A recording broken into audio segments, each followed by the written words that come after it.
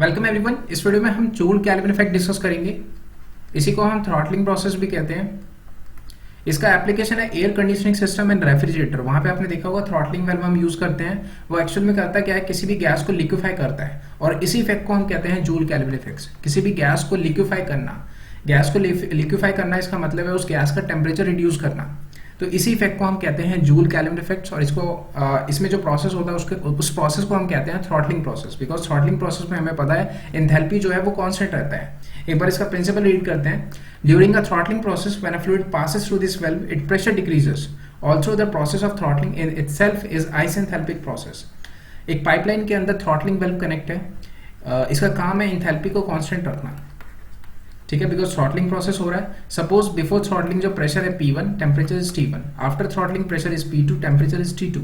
जब भी कोई गैस इस थ्रॉटलिंग वेल्व से पास होता है तो उसका जो प्रेशर है वो रिड्यूस होता है। सो P1 is greater than P2। What about the temperature?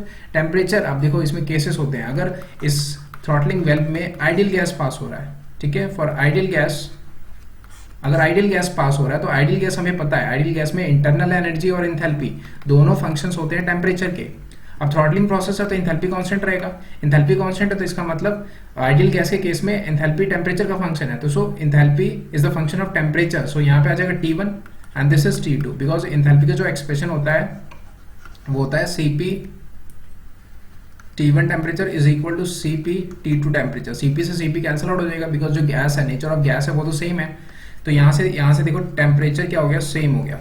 T1 is equal to T2, ठीक है। लेकिन ये केस किसका है? आइडियल गैस का केस है। अगर इस पाइपलाइन के अंदर आइडियल गैस फ्लो हो रहा है और वो भी थ्रॉटलिंग वेल्व से पास हो रहा है, ठीक है, तो इसका मतलब है टेम्परेचर जो है गैस का वो सेम रहेगा, ठीक है, आइडियल गैस के केस में। लेकिन अगर रियल गैस है, तो वहां पे जो एंथैल्पी है it is not the function of temperature. So अब यहाँ पे आइसेंथैल्पिक प्रोसेस तो है, एंथैल्पी तो कांस्टेंट है, बट टेम्परेचर जो है वो इंक्रीज भी हो सकता है, डिक्रीज भी हो सकता है और कांस्टेंट भी रह सकता है। तीन केस होता है रियल गैस के केस में, ठीक है। अब गैस लिक्विफाई कब होगा? जब गैस का टेम्परेचर रिड्यूस होगा, तभी गैस क्या होगा, लिक्विड में कन्वर्ट होगा।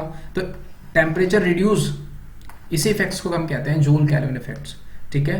तो जब भी किसी गैस को हम थ्रॉटलिंग वेल्व से पास करते हैं और उसका टेम्परेचर अगर रिड्यूस हो रहा है तो उस इफेक्ट को हम कहते हैं जूल कैल्विन इफेक्ट, जिसका हम यूज एयर कंडीशनिंग सिस्टम और रेफ्रिजरेटर में यूज करते हैं, ठीक है। अब टेम्परेचर इंक्रीज होगा, डिक्रीज होगा या फिर कांस्टेंट रहेगा रियल गैस के केस में, इसको डिटरमाइन करता है Joule Thomson coefficient. Temperature behavior of the fluid during the throttling process is described by Joule-Thomson coefficients. And what is Joule-Thomson coefficient? Joule-Thomson coefficient is a measure of the change in temperature with pressure during a constant enthalpy process. इसको देखो, Joule-Thomson coefficients को हम mu से represent करते हैं, ठीक है, और ये इक्वल होता है change in temperature with respect to pressure keeping enthalpy constant, ठीक है। ये होता है Joule-Thomson coefficients। अगर जूल थॉमसन कोफिशिएंट पॉजिटिव आ रहा है, ठीक है, तो इसका मतलब है जो टेम्परेचर है वो डिक्रीज हुआ है। अगर जूल थॉमसन कोफिशिएंट 0 आ रहा है तो इसका मतलब जो टेम्परेचर है वो कांस्टेंट है। अगर जूल थॉमसन कोफिशिएंट नेगेटिव आ रहा है तो इसका मतलब जो टेम्परेचर है वो इंक्रीज हो रहा है। तो बस जूल थॉमसन कोफिशिएंट हमें यही बताता है कि टेम्परेचर इंक्रीज होगा या फिर डिक्रीज होगा या फिर कांस्टेंट रहेगा। इसकी वैल्यू अगर 0 से कम है तो इसका मतलब टेम्परेचर इंक्रीज हो रहा है, अगर 0 से ज्यादा है, अगर पॉजिटिव वैल्यू है तो इसका मतलब टेम्परेचर डिक्रीज हो रहा है, अगर ये 0 के इक्वल है तो इसका मतलब टेम्परेचर कांस्टेंट है। और अगर टेम्परेचर कांस्टेंट है तो ये किसका केस है? आइडियल गैस पास हो रहा है। अगर टेम्परेचर इंक्रीज डिक्रीज हो रहा है तो इसका मतलब क्या हो रहा है? रियल गैस है, ठीक है। तो जिस केस में जो जूल थॉमसन कोफिशिएंट है वो पॉजिटिव है, जिसमें टेम्परेचर डिक्रीज हो रहा है, इसी इफेक्ट्स को हम कहते हैं जूल कैल्विन इफेक्ट्स, ठीक है। तभी तो हम इसका यूज कहां पे करेंगे? रेफ्रिजरेटर और एयर कंडीशनिंग सिस्टम्स में यूज करेंगे। अब देखो, जो जूल कैल्विन इफेक्ट है इसके अंदर जो डायग्राम बनता है वो टेम्परेचर और प्रेशर एक्सिस पे बनता है। इस तरीके से ये जो कर्व बना है ये रिप्रेजेंट कर रहा है एंथैल्पी कांस्टेंट को, ठीक है। During the throttling process enthalpy is constant, ठीक है। तो हम इस एंथैल्पी कांस्टेंट को टेम्परेचर और प्रेशर डायग्राम पे रिप्रेजेंट कर रहे हैं।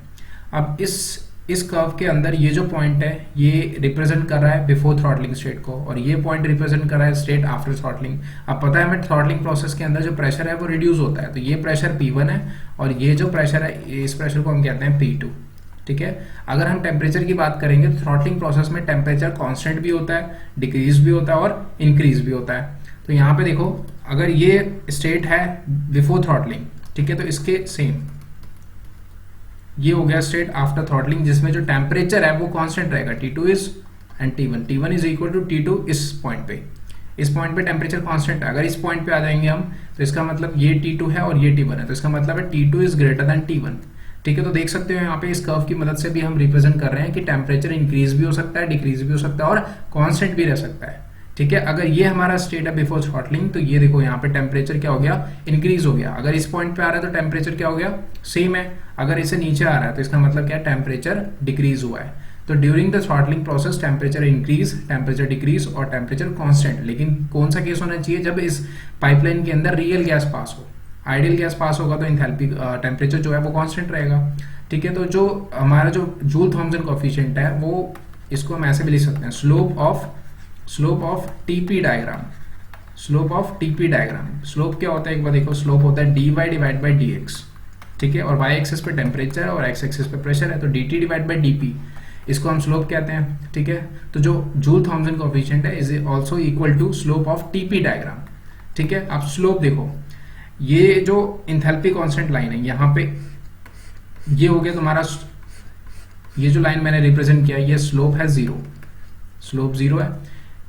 ये जो इस तरफ है यहाँ पे देखो एंगल, ये जो एंगल है ये ग्रेटर देन 90 डिग्री है, तो इसका मतलब स्लोप कैसा है, ये स्लोप नेगेटिव है। और इस तरफ ये एंगल देखो लेस देन 90 डिग्री है, तो इसका मतलब ये क्या है, स्लोप पॉजिटिव है।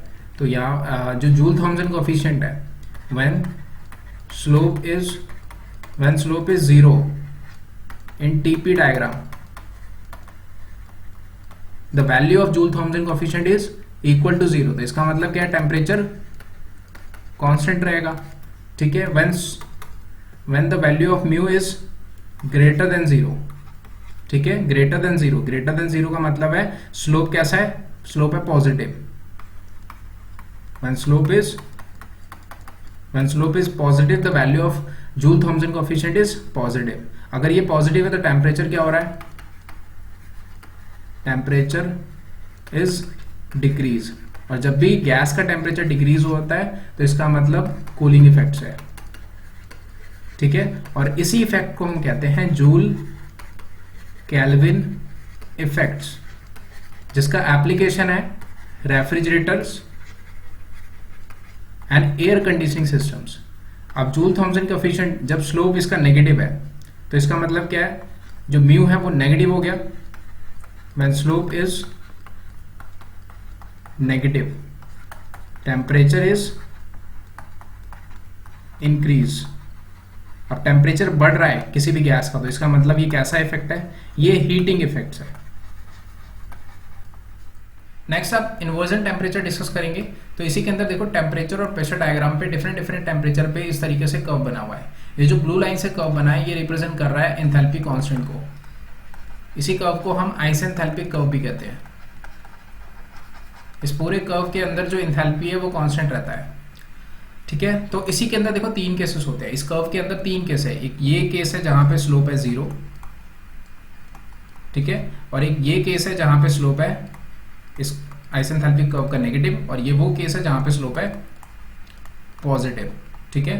तो अब इसको समझते हैं इन्वर्जन लाइन क्या होता है। तो जहां जहां पे इस आइसेंथैल्पिक कर्व में जहां जहां पे स्लोप क्या है 0 है, जहां जहां पे स्लोप 0 है, इस पॉइंट को इस तरीके से पॉइंट बना दो, इस पॉइंट पे स्लोप है 0, ठीक है। और इसी सभी पॉइंट्स को जब हम ज्वाइन करेंगे तो यहाँ पे जो रेड लाइन से बनाया हमने यही है हमारा इन्वर्जन लाइन, जिसको हम इन्वर्जन कर्व भी कहते हैं, इन्वर्जन कर्व। इस कर्व के अंदर देखो अब जैसे ये कर्व आइसेंथैल्पिक कर्व को इंटरसेक्ट करता है और जिस पॉइंट पे ये इंटरसेक्ट करता है उसको कहते हैं हम इन्वर्जन टेम्परेचर। सपोज ये जो इन्वर्जन कर्व है ये आइसेंथैल्पिक कर्व को इस पॉइंट पे कट कर रहा है, तो यहाँ पे ये जो टेम्परेचर हो गया इसको हम कहेंगे इन्वर्जन टेम्परेचर। अब ये इन्वर्जन टेम्परेचर बताता क्या है उसको समझो। इस इन्वर्जन कर्व के लेफ्ट में, और ये हो गया राइट इसका, ठीक है। तो राइट में देखो, राइट में अगर राइट इस इन्वर्जन कर्व के राइट में है तो इसका मतलब हीटिंग रीजन है ये, ठीक है।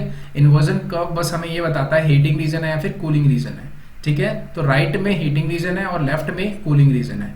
इस इन्वर्जन टेम्परेचर के लेफ्ट में जाओगे तो यहाँ पे जो आइसेंथैल्पिक कर्व है उसका स्लोप मिलेगा पॉजिटिव। अगर इसी इन्वर्जन टेम्परेचर के राइट में देखोगे तो यहाँ पे आइसेंथैल्पिक कर्व का जो स्लोप है वो है नेगेटिव। ठीक है, तो नेगेटिव है तो इसका मतलब हीटिंग रीजन है, टेम्परेचर इंक्रीज हो रहा है। और अगर लेफ्ट में है तो स्लोप पॉजिटिव है, स्लोप पॉजिटिव है इसका मतलब क्या है, टेम्परेचर डिक्रीज है। जो वैल्यू है जूल थॉमसन कोफिशिएंट का वो कूलिंग रीजन के अंदर ग्रेटर देन 0 होगा और हीटिंग रीजन के अंदर नेगेटिव होगा। ठीक है, और ये जो इन्वर्जन कर्व है इसके अंदर क्या होगा, Joule Thomson coefficient equal to 0 होगा, जहां पे टेम्परेचर क्या होता है, कांस्टेंट होता है। ठीक है, अब next, the temperature at the intersection of the P equal to 0 line and the upper part of the inversion line is called the maximum inversion temperature. अब what is the maximum inversion temperature? जिस point पे इस inversion curve को देखो, इस inversion curve में जिस point पे प्रेशर 0 है, इस पॉइंट पे देखो, इस पॉइंट पे ये जो टेम्परेचर एक्सिस है इसका इक्वेशन क्या हो गया, P इक्वल टू 0। तो जहां पे प्रेशर 0 है उसको हम कहते हैं मैक्सिमम इन्वर्जन टेम्परेचर। ठीक है, तो बस इन्वर्जन टेम्परेचर यही बताता है कि कूलिंग रीजन होगा या फिर हीटिंग रीजन होगा। अब इसी के अंदर कुछ इंपॉर्टेंट पॉइंट्स है उसको डिस्कस करते हैं और ये काफी इंपॉर्टेंट है competitive examination point of view से। ठीक है, चलिए रीड करते हैं इसको। Cooling effect needed in refrigerator and air conditioning can not be achieve by throttling unless the fluid is below its maximum inversion temperature. अब यहाँ पे हमें एक कंडीशंस मिल गया, रेफ्रिजरेटर और एयर कंडीशनिंग सिस्टम्स के अंदर जब हम थ्रॉटलिंग वाल्व यूज करते हैं तो उसका जो मेन मकसद यही होता है कि कूलिंग इफेक्ट प्रोड्यूस करना, टेम्परेचर को रिड्यूस करना, इसलिए हम वहाँ पे थ्रॉटलिंग वाल्व यूज करते हैं ताकि जो गैस है वो लिक्विफाई हो जाए। तो उसका कुछ कंडीशंस है, उसका कंडीशंस ये है, जो थ्रॉटलिंग वाल्व में जब जो गैस पास हो रहा है उसका टेम्परेचर इस इन्वर्जन, ये जो मैक्सिमम इन्वर्जन टेम्परेचर है इससे बिलो होना चाहिए, तभी वो थ्रॉटलिंग वाल्व क्या करेगा, गैस को लिक्विफाई करेगा, जिसके कारण से कूलिंग इफेक्ट प्रोड्यूस होगा। तो बस इस पॉइंट को आपको याद रखना है। नेक्स्ट पॉइंट डिस्कस करते हैं। At ordinary temperature and pressure all gases except hydrogen, helium and neon cool upon such expansions. This phenomena often is utilized in liquefying gases. इसका मतलब है एक ऑर्डिनरी टेम्परेचर और प्रेशर्स पे जितने भी रियल गैसेस है ये कूलिंग प्रोड्यूस करते हैं। ठीक है, बट इसमें एक्सेप्शंस है। इसमें एक्सेप्शंस कौन सा, हाइड्रोजन, हीलियम और नियॉन। ये जब ऑर्डिनरी टेम्परेचर और प्रेशर पे जब थ्रॉटलिंग वेल से पास होते हैं तो ये हीटिंग प्रोड्यूस करते हैं। ठीक है, ये एक्सेप्शंस है और ये कॉम्पिटिटिव एग्जामिनेशंस में काफी बार पूछा गया है। ठीक है, तो इसको आपको याद रखना है। सभी real gases cooling effect produce करेंगे ऑर्डिनरी टेम्परेचर और प्रेशर्स पे, बट हाइड्रोजन, हीलियम और नियॉन हीटिंग इफेक्ट प्रोड्यूस करते हैं। ऐसा क्यों, उसको डिस्कस करते हैं। For almost all the gases at ordinary range of pressure and temperatures the maximum inversion temperature is above the room temperatures. सभी गैसेस का जो मैक्सिमम इन्वर्जन टेम्परेचर है वो रूम टेम्परेचर से अबव होता है, बट यहाँ पे हाइड्रोजन, हीलियम और नियॉन इनके केस में क्या होता है, इसका देखो maximum inversion temperature room temperature से बिलो है, 200 केल्विन है हाइड्रोजन के केस में, और हीलियम के केस में जो इन्वर्जन टेम्परेचर है वो 24 केल्विन है और ये रूम टेम्परेचर से काफी बिलो है। So if hydrogen is throttled at room temperature the temperature of the gases is increase, जिसके कारण से ये हीटिंग इफेक्ट प्रोड्यूस कर रहा है। So to produce a low temperature by throttling the initial temperature of hydrogen should be below 200 kelvin. अगर हमें cooling effect produce करना है तो इसका जो टेम्परेचर है वो 200 केल्विन से बिलो होना चाहिए। This is usually accomplish by cooling with liquid nitrogen. And similarly, in the production of liquid helium by throttling, the initial temperature of helium should be below 24 Kelvin. Hence, it is cooled by liquid hydrogen prior to throttling. ठीक है, तो बस यही था। अगर हमें hydrogen और helium इनमें अगर हमें कूलिंग इफेक्ट प्रोड्यूस करना है तो इसमें जो मैक्सिमम इन्वर्जन टेम्परेचर है उससे टेम्परेचर इनका क्या होना चाहिए, कम होना चाहिए। अब नेक्स्ट हम यहाँ पे कुछ मैथमेटिकल इक्वेशन डिस्कस करते हैं जो हमने लेक्चर नंबर 106 में हमने एनर्जी इक्वेशन पढ़ा था, जहां पे हमने इसका डेरिवेशन देखा था, dH is equal to Cp dt minus temperature change in volume with respect to temperature keeping pressure constant minus volume and this is dP। ये एक्सप्रेशन हमने लेक्चर नंबर 106 में ड्राइव किया था। अब हम यहाँ पे इसकी मदद से जूल थॉमसन कोफिशिएंट का एक्सप्रेशन ड्राइव करेंगे। ठीक है, अब देखो जूल थॉमसन कोफिशिएंट, जो जूल केल्विन इफेक्ट है, ये थ्रॉटलिंग प्रोसेस है। थ्रॉटलिंग प्रोसेस का मतलब क्या है, एंथैल्पी कांस्टेंट, और अगर एंथैल्पी कांस्टेंट है तो चेंज इन एंथैल्पी 0 हो गया, dH 0 हो गया। So Cp dt is equal to temperature change in volume with respect to temperature keeping pressure constant minus volume and this is dP। ठीक है, अब देखो जो जूल थॉमसन कोफिशिएंट है वो इक्वल होता है del T divide by del P keeping enthalpy constant. ये होता है हमारा जूल थॉमसन कोफिशिएंट। तो यहाँ पे हम इस एक्सप्रेशन से dt डिवाइड बाय dP की वैल्यू निकालते हैं। So dt divide by dP is equal to 1/Cp temperature del V divide by del T keeping pressure constant minus volume, ठीक है, इज इक्वल टू, अब dt डिवाइड बाई dp। अब ये process कैसा है, एंथैल्पी कांस्टेंट प्रोसेस लिया हमने, आइसेंथैल्पिक process लिया, तो इसको यहाँ पे h लिख देते हैं। तो यहाँ पे ये आ गया हमारा जूल थॉम्सन कोफिशिएंट का एक्सप्रेशन, ठीक है। So mu is equal to 1/Cp temperature change in volume with respect to temperature keeping pressure constant minus volume, ठीक है। For ideal gas,